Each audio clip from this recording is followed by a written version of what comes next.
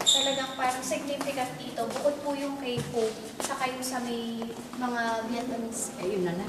Yung po. Vietnamese arrival. Ngayon, Yun po, yung pinaka-significant na nangyari. yung arrival dito na. Dalawa yung po siya. hosting of temporary settlement for the Indo-Chinese Tsaka refugees. po yung kay- Tapos yung visit ni Pope John Paul during that time, dahil sabi nga na, makita niyo yung tarpaulin doon, parang wherever the Pope goes, the best thing will be. Di ba? Parang ganon. Okay. Tingnan niyo yung mga ganong mga sinasabi ba. Tapos, ngayon naman, ano na kami dito, yung nag-cater na kami sa mga industry. Di ba? At saka sa tourism. Yun na yung aming trust for today. Kaya nga, yung mga structure na iniwanan ng PRPC, ginawa naming lodging facility, ginawa naming resort. In the meantime, na wala pang malaking locator. Pero, yun nga, para hindi siya masayang.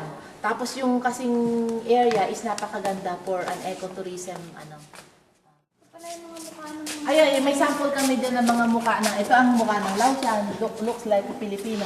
Ito ang mukha ng Vietnamese, ito ang mukha ng Khmer, ito Cambodian, Khmer. Ito ang Amerasian, yung pong, di ba, may mga... mestizo.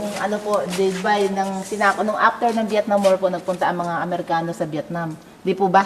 Nagkaanak sila sa mga Vietnamese, yan po ang mga anak. Mistiso. Para bang Mistiso yung labas. sa atin din, yung mga Amerikano Philippine. nagkaanak sa Pilipina, ganon. Ito yung native sila kung sa atin ay yung mga Aita, mga Mangyan, yan yung native ng Laos.